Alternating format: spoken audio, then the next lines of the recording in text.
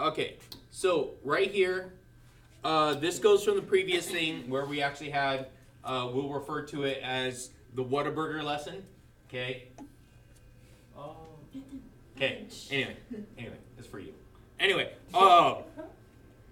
when we have epsilon, epsilon is actually a value which is above and below my limit, is because my limit is the number that they'll go to eventually, right? As this goes to infinity, it's going to sandwich somewhere in between positive epsilon and negative epsilon. Okay? It's sandwiching in there something like this right here. So this is where, at the point where my epsilon plus epsilon minus epsilon, my limit is eventually going to come out to be some value here. Okay, that's what I'm looking for. So my epsilon is a marker that's not working. Okay, so there's my limit. I'm eventually trying to find the limit. Okay, plus or minus something. So my epsilon is eventually, I want it to be, let's see, get back. This one right. Okay, here. I want 0, okay, right here. I want it somewhere between there. I want, because I'm going to have a plus and minus value for this, which is going to be above and below my limits. Does that make sense? Okay, so graphically it makes sense, right? Yeah.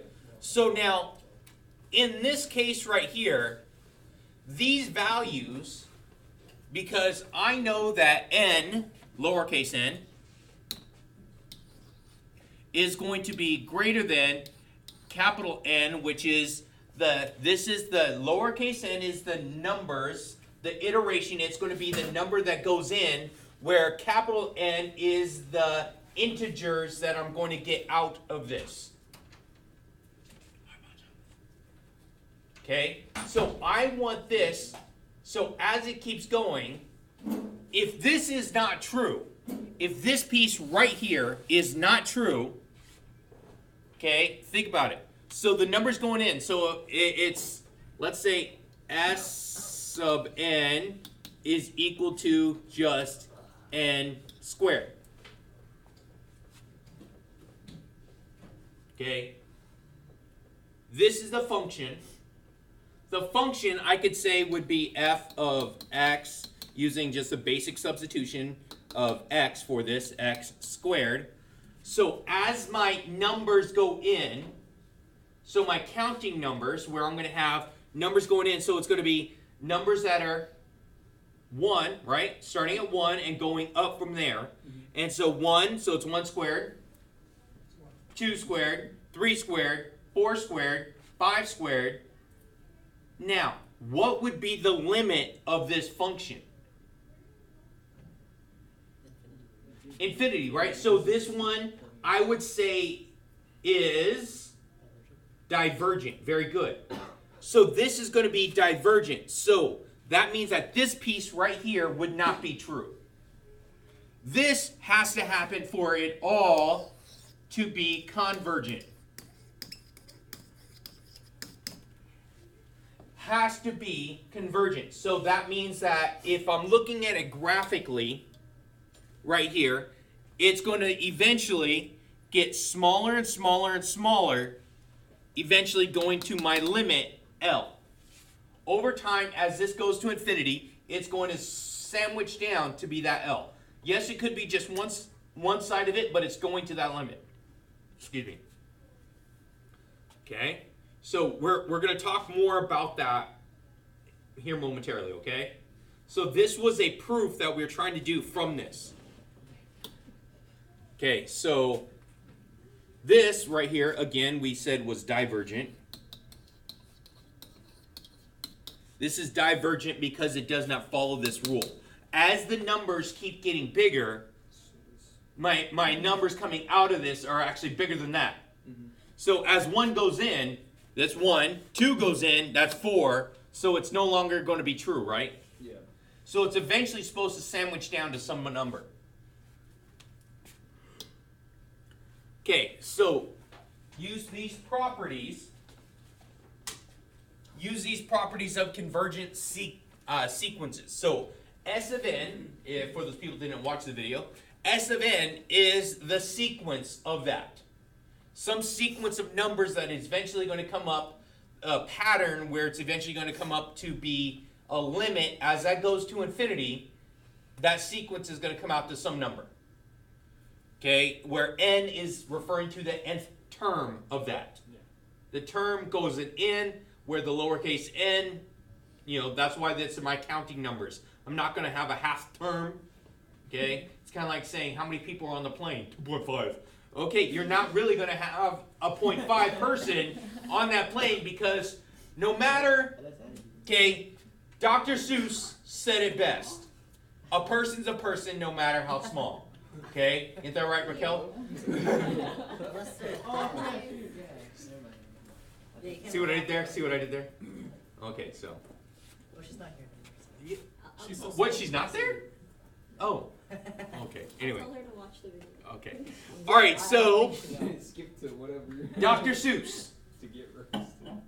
So the term is going to be the integer for that one. Okay, it has to be actual integers. Okay, so let's go back to basic algebra. An integer is what numbers?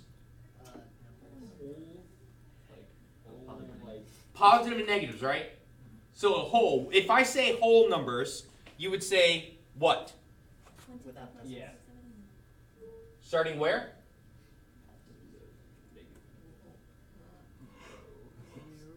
Zero. Whole starts at 0. Okay, a whole. What about natural numbers? 1. Natural numbers would be the 1, 2, 3. You refer to those as your counting numbers. My whole would include 0. My integers are positive and negatives of those numbers. Okay, what comes after that? Rational numbers are my fractions and decimals that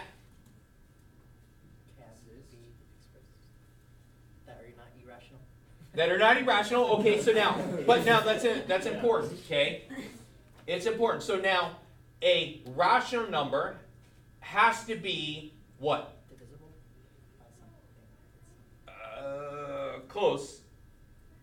You could write fraction. I could be written as a fractional form. Okay, so it's fractions that I could, basically all fractions, right, are going to be rational. But it's decimals, because I could write a decimal that repeats or ends. Because if the decimal ends, I could write that as a fraction of over what place value it is, right? Yeah. So kind of like, 7 hundredths as 0.07, I could write that as a fraction of 7 over 100. Okay? So there is my rational numbers. My irrational numbers are decimals that do not repeat. Okay? Do not repeat and do not end. So they keep going on. So the numbers that I cannot write as a fractional form. Okay, so now that's that one right there. So now what's outside of that number? What's the next biggest subgroup? Huh? Real numbers. Real numbers. Okay, encompasses all of those things. Rational, irrationals, okay, pies, nasty radicals, right? Okay, so now, on top of that, we also have non-real numbers. Yeah, so we have complex numbers, something with an I, right? Non-real, imaginary numbers. So we're going to deal more of that later in later chapters. But right now, we're actually talking about sets of numbers and things that we're going to have for this. So yes, I just wanted a refresher because it is going to mention these things. I want you guys to actually have it somewhere in your brain there. Okay, so if S of n and T of n are convergent sequence, that's important. Convergent sequence, so that means epsilon is greater than 0, right? So I'm going to have something that is going to go to some limit. Okay, constant multiple. So if it's just c times that, so I could factor that out, right? The constant. So it would be just whatever, like 5 times that function, right? So I could take that number out. Okay, sum and difference. Okay, plus and minus. I could actually take the limit of both of those, plus or minus, right? Separate the function, kind of like when I'm doing the same thing as my fundamental theory of calculus. I could actually break up each term of a function into having individual integration parts, right? So I could break it up into individuals. So that's what that's mean, okay? Product property, so it's actually the limit times the limit of both of those. So I find the limit of one piece times the limit of the other piece, and that's going to give me my value. Okay, quotient property, same thing, where I have the limit over the limit, and now where the limit of the bottom cannot go to 0. Okay, so power property, so I could actually have the power, so I could take out the power of something where P, which is my power, is greater than or equal to 2, is an integer. So that means it cannot be a no fractional, right? No fractional out of that. Okay, so I could write that out like this, so it's going to, I find the limit of whatever that is, then I take that to the power. And then my root property, okay, where P is going to be greater than or equal to 2, and S of n has to be greater than 0. If this is positive, if P is even. So what's that mean? So if P, which is going to be my root, right? That means I cannot have negatives inside my square root, right? Square root, fourth root, sixth root, cannot have negatives inside there because right now I'm still dealing with real numbers.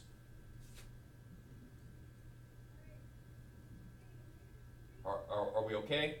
I'm just trying to lay out foundations for what we're doing, okay? All right, let's take a look at this. Use the results, example 4, properties convergent sequences to find the limit as S of n as n goes into infinity. Okay, so now, for A, what property could I use for that? Multiple and the addition subtraction. Yeah, let's do addition subtraction, right? Yeah. So I'm basically going to say that I'm going to take the limit as n goes to infinity of 2 over n plus limit as n of 3. Okay? So what is the limit as n goes to infinity of 2 over infinity? Goes to 0, right? Yeah. Okay, so that piece is going to be 0. So this is going to be 0 plus, what's the limit as this goes to infinity? Is that just the constant, right? Yeah. So that's 3. So my answer is 3. So my limit is 3. So I'm breaking it up to get my limit is 3. Are we okay? Yeah. All right. Next one. So for this one right here, we're going to have, what's that one going to be?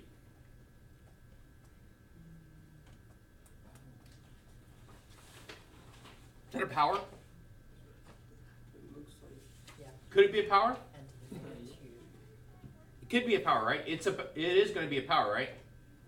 Because it's going to be a power of 2. Because the 4, right? Okay, so now I'm going to rewrite this as the limit as n goes to infinity of 2 over n, right?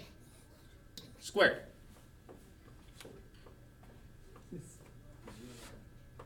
Okay, so that one's going to be 0. 0 squared is 0.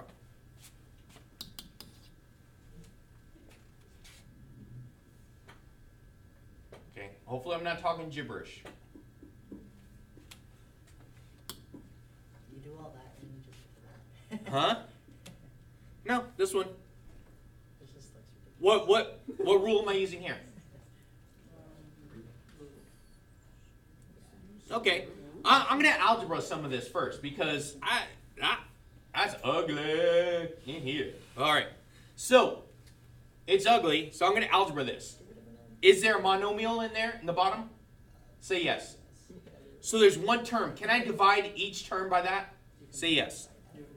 So it's going to be the cube root inside and I'm gonna do this 16n squared over 2n squared plus 3n over n squared, right? So I'm gonna algebra this one now. So what's gonna happen to this first term right here? 68. So this is gonna just give me 8, right? Yeah. Okay, so now it's gonna turn into the cube root of 8 plus 3 over, 3 over n. Okay.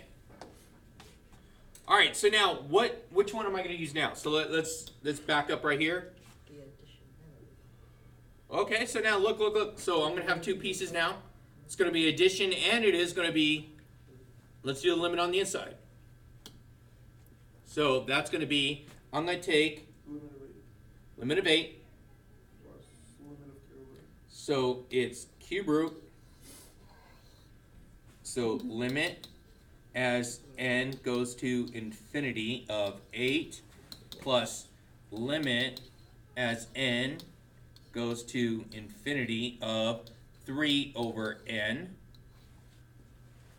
Okay, so now let's see.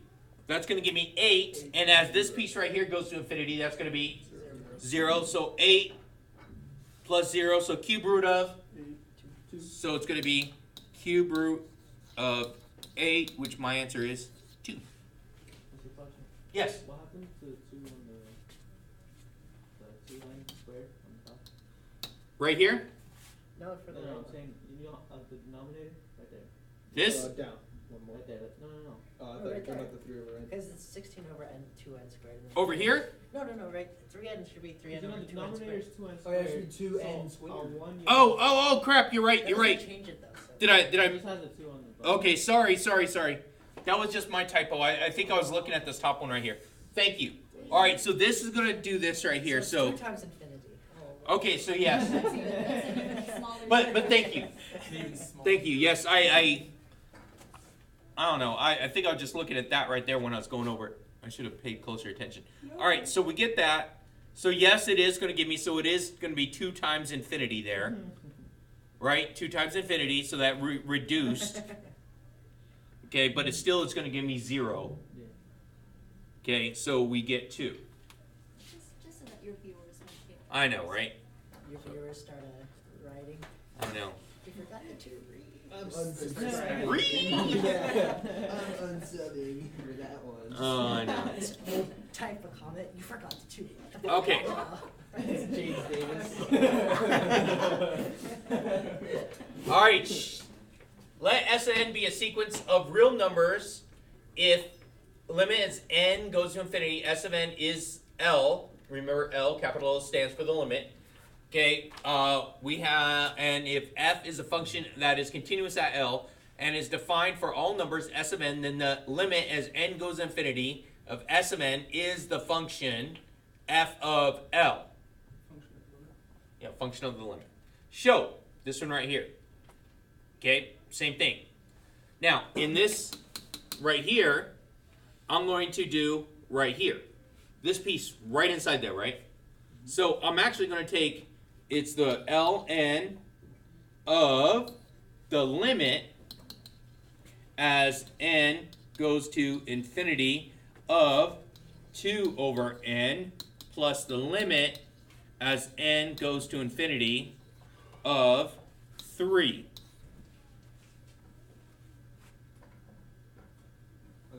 Okay, so for this one right here, the limit for this one right here is going to be 0 plus 3, right?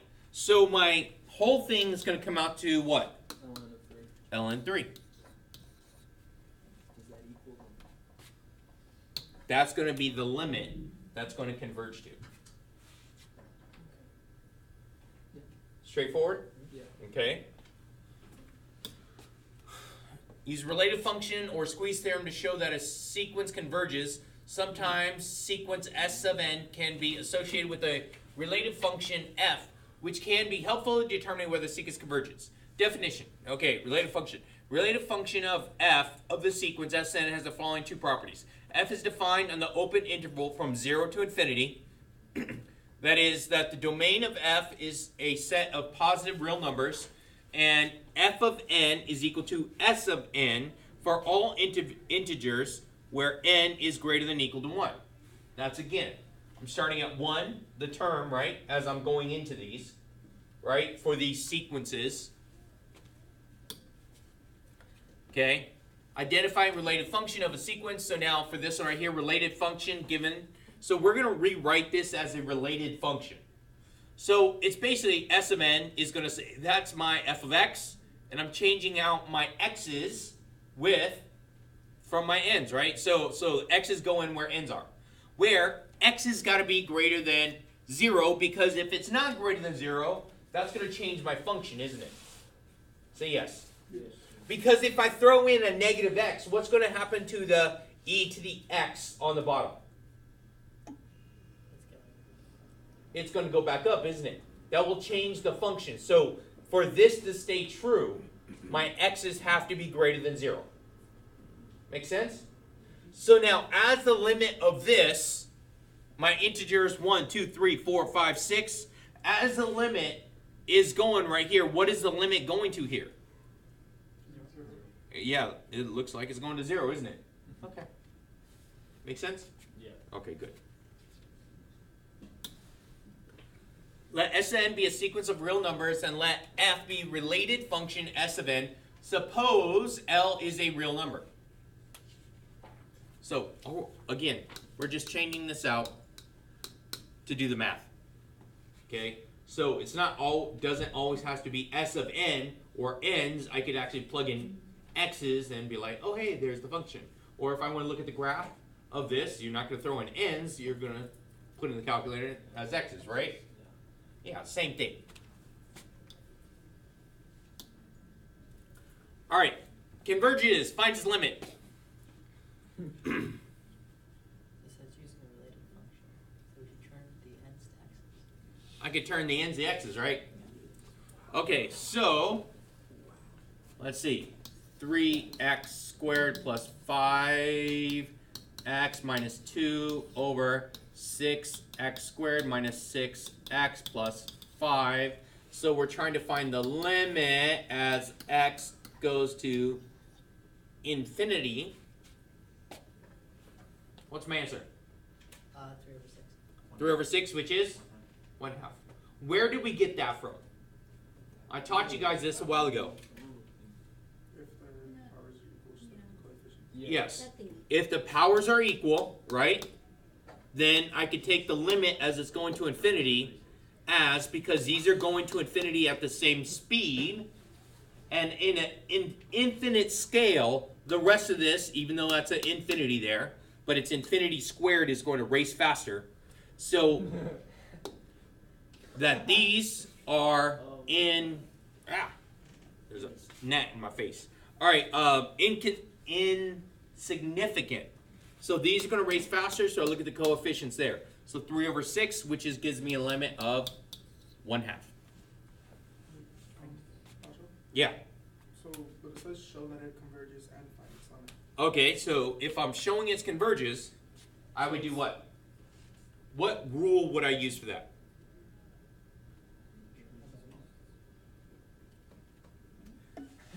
Never mind, let's Yeah. So, I mean, like, just, I don't know, because, like, since it does have a limit at 1/2, it does mean that it converges there, right? Yes, it will converge. It's converging to 1. So as this goes to infinity, it's converging to 1/2. Okay. Yeah. So this is using previous rules that we learned at the very beginning. It would be like if it didn't exist, it would diverge. Yes, didn't it exist, it would diverge. So isn't the question redundant then? Yeah, Yes, it it'd be is. like, Just find its But limit. it's- and find its limit. I know, right? If it doesn't converge, it would diverge. Yeah. Okay? Alright. Doesn't have Show that this converges, find its limit. Okay, so I'm going to mess with this bad boy. Limit as Wait, didn't we just do it? Yeah, it becomes 0. 0. x goes to infinity. Now, but I'm going to show this one. I know it's 0. So, Okay. Okay, yes, we got some rules to go along with this, but now there is another trick. This is How would I do this one to actually, let's say this is on the AP exam. Doesn't the e to the x technically get bigger and bigger if you keep adding Okay, numbers? but So then technically wouldn't it be getting smaller and smaller closer to 0? Okay. Because the denominator would be getting smaller. Or bigger, I mean. Because if you're adding integers from... so are you trying to plug it in there? Yeah, I'm thinking of that because if the denominator is getting bigger and bigger, because it's an exponential function, it's already getting... You hear what I'm saying? Oh, so now we it's take the using derivative. L'Hopital. Yeah. Dad. Oh, I didn't even see that there. What if you I was just trying to think because I already know the graph, what it looks like. So Okay, I'm just trying yeah. to think of how that works. Okay, so yeah, so that's using other methods that we already have in our toolbox for figuring these out. Be like, okay, I know if I plug in infinity, it's infinity, and e to the infinity, okay, is going to be, because e to the 1 is like 2 point something, right? Yeah.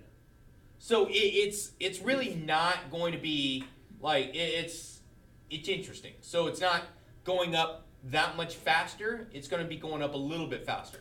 So yeah. Anyway, so it is going to. We know because the graph, and we already seen all that. So now, if it goes infinity to infinity, L'Hopital's. So now, what is the first derivative of x? Okay. So now that's going to give me 1 over derivative e to the x. Now can I take the limit as x goes to infinity? There you go. Yes, I can. So now that we have that, so now there is a clear, winner in the race, right? Yeah. So we're racing to infinity. There's a clear winner. The denominator is going to win. So therefore, my answer has to be 0.